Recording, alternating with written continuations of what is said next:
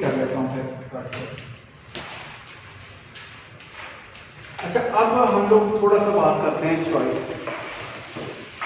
हम कैसे चूज करते हैं डिफरेंट ऑप्शन। इसमें मैं थोड़ा सा बुक से ज़्यादा इसलिए करूँगा कि बच्चों इसमें हम लोगों को कार्डिनल अप्रोच का थोड़ा सा टच लेना, ताकि आपको आइडिया हो कि there are two type of optimal choices. अब चॉइस हमारी सिंपल होगी क्या?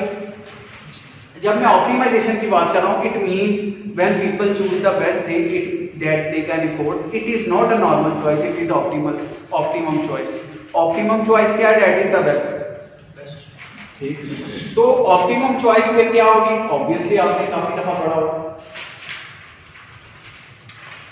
हम एक ऑर्डिनल अप्रोच में करेंगे, एक ऑर्डिनल में करेंगे। आपने ऑर्डिनल जब करेंगे तो ऑर्डिनल में क्या है हमने पढ़ा? करते हैं utility can be rent but not clear. तो इसमें क्या है? ये डिफरेंस कर्व। ठीक, अब मैंने आपको लास्ट टाइम ये बताया कि इंडिफरेंस कर्व सिंगल नहीं होता। इंडिफरेंस कर्व ये है, इसका एक प्लेन एरिया है जिसमें इंडिफरेंस कर्व। अब आपने किस पे आप जा सकते हैं? That depends on your affordability. Affordability क्या है? That is budget line. अब आपकी बजट लाइन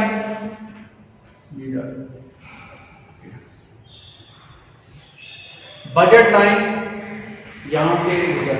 अब इसमें जो इंडिफरेंस कर्व जो है वो टेंजेंट होगा। इसका मतलब टेंजेंट होने का क्या मतलब है कि दोनों की स्लोप जो है वो इक्वल हो जाएगी। दोनों की स्लोप क्या हो जाएगी? इक्वल हो जाएगी। तो वहां क्या बनेगा? वहां बनेगा optimal point. This is x2, this is x2, और यहां जो x2 होगा ये ऑप्टिमम होगा, x1 जो होगा वो भी ऑप्टिमम होगा। और ये इस पे क्या बनेगा? That will be the optimum choice, that will be the consumer equilibrium under the ordinal approach. ठीक, अच्छा,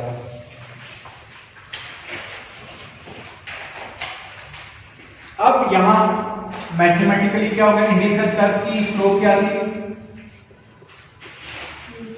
एमआरएस हमने लास्ट टाइम पढ़ा है। इंडिफरेंस कर्व की जो स्लोप है that is marginal rate of substitution, और ये इक्वल किसके होगी? Slope of budget line. Slope of budget line क्या है? Slope of IC and slope of budget line. ये स्लोप क्या होगी? P1 with minus. तो ये इस ऑप्टिमम चॉइस पे जो है वो क्या होगा? MRS is equal to minus P/P2, P1/P2। अच्छा, अब दो तीन तरह की हम टाइप्स पढ़ेंगे इसमें ऑप्टिमल चॉइस। अच्छा, पहले तो हम इसे क्लियर कर लेते हैं। यहाँ that is the ordinal approach. अब कार्डिनल अप्रोच में कैसे आप देखते हैं? आप लोगों ने पहले ये किया होगा। कार्डिनल अप्रोच क्या है? आपके पास एक है यूटिलिटी का फंक्शन। क्या है? ये है यूटिलिटी का टोटल यूटिलिटी। ठीक, और इसके साथ एक कर्व बनेगा मार्जिनल यूटिलिटी। जैसे जैसे यूटिलिटी बढ़ती, आपको पता है मार्जिनल यूटिलिटी का क्या है? लॉ कौन सा है? Law of diminishing marginal. It means when we consume more of something then marginal utility decreases। marginal utility decreases। ठीक है, अब ये पॉइंट है जहां मैक्सिमम यूटिलिटी है। इस पॉइंट पे हमारी जो है वो मार्जिनल यूटिलिटी क्या होनी चाहिए? 0 mu। इसके बाद क्या होती है? नेगेटिव। ठीक, तो हमें जो पॉइंट चूज करना है वो कौन सा है?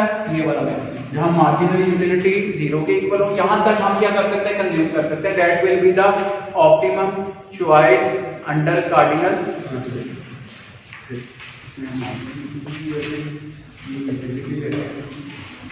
और यहां अच्छा, when all other things are constant. हम x1 की बात कर रहे हैं तो x2 के लिए क्या कर रहे हैं?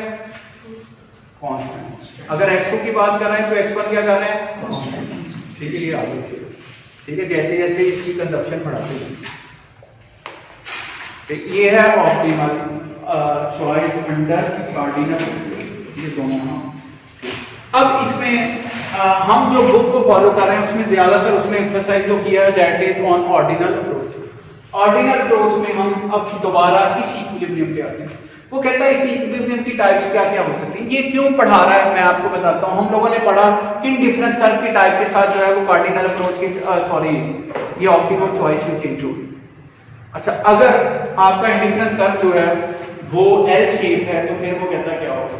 अगर आपका इंडिफरेंस कर्व जो है वो एल शेप है तो क्या होगा, ये आपकी अगर बजट टाइम है तो एक एल शेप ऐसी जा रही है, एक एल शेप ऐसी जा रही है, एक एल शेप ऐसी, तो ये पॉइंट्स होगा जहां इंडिफरेंस कर्व पे ये टेंजेंट नहीं होगी, पॉइंट आएगी, टेंजेंसी नहीं होगी। लेकिन अच्छा, अब मैं आपको बताऊं, इसमें थोड़ा सा इसको एक्सप्लेन भी कर सकते हैं हम।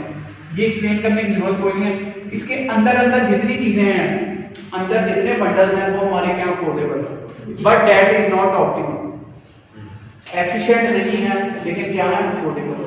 ठीक, यूटिलिटी मैक्सिमाइज नहीं होगी। दूसरे वर्ड में यूटिलिटी मैक्सिमाइज क्या होगी, कहां होगी, इस पॉइंट पे। ठीक है। अच्छा, इसी तरह ये जो ऊपर वाले इंडिफरेंस कर्व है वो क्या है, वन अफोर्डेबल।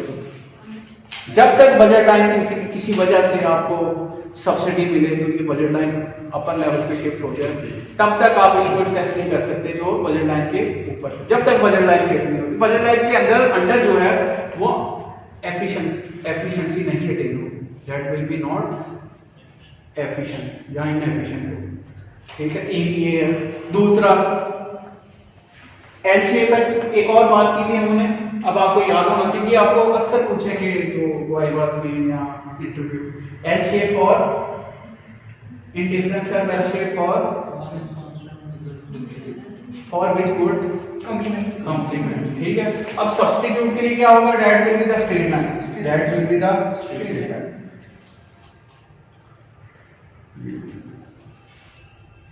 ये अब इस बजट लाइन का अगर आप देखें तो इसमें हमारी जो होगी वो बाउंड्री पे जो है, बाउंड्री पे इक्विलिब्रियम बन सकता है। क्या बन सकता है, बाउंड्री। ठीक, जो ऑप्टिमल चॉइस है। बाउंड्री का क्या मतलब है कि हम क्या कर रहे हैं, परफेक्ट सब्स्टिट्यूट की बात कर रहे हैं। अगर मैं एक चीज ऑप्टिमम, एक चीज मैक्सिमाइज कर रहा हूं तो दूसरी को फिर क्या कर रहा हूं, 4 को कर रहा हूं, दूसरी 0 पे जाएगी। ठीक, तो ये कौन सा ऑप्टिमम बनेगा, बाउंड्री ऑप्टिमम। कौन सा ऑप्टिमम बनेगा, बाउंड्री ऑप्टिमम।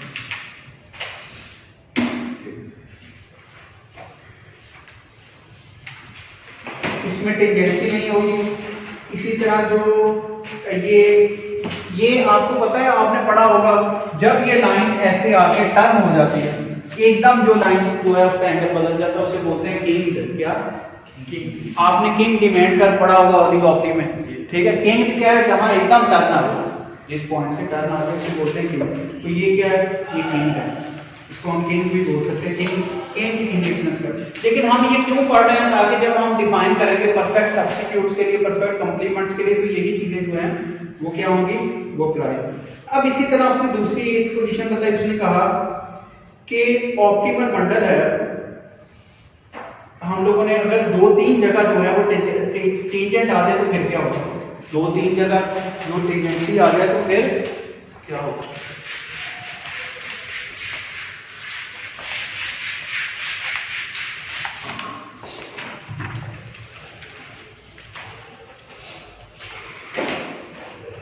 ये कह रहा है कि एक है आपका x1 और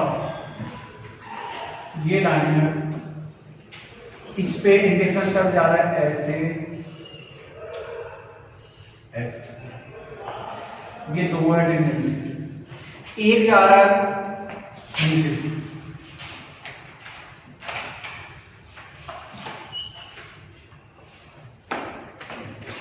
एक पॉइंट ये बन रहा है, ये ऊपर है ऐसे, और ये क्या है, ये नीचे। ये क्या है, अब वो कहता है कि आपके ख्याल में ऑप्टिमल पॉइंट कौन से होंगे, ऊपर वाले होंगे कि नीचे वाले होंगे। टेंजेंट तो नीचे से भी कर रहा है, ऊपर वाले क्यों होंगे, दैट इज द, मैंने आपको बताया वेल बिहेव्ड प्रेफरेंस जो है, दैट इज द रीजन क्या होंगे, दैट शुड बी कन्वेक्स। तो ये दो जो है, दैट में these two may be optimal points, but this is not optimal point, this is non optimal point, this is non optimal fund. ये थोड़े से केस स्टडीज में आपको बताया, इस बुक का सीक्वेंस ये है, पहले नॉर्मल चीज पढ़ाई जाएगी, फिर उसकी different case studies, extreme cases. Extreme में दो ही गुड्स उसने अभी तक की हैं, एक सब्स्टिट्यूट्स की हैं और एक परफेक्ट सब्स्टिट्यूट्स होती है, और दूसरा क्या परफेक्ट कॉम्प्लीमेंट।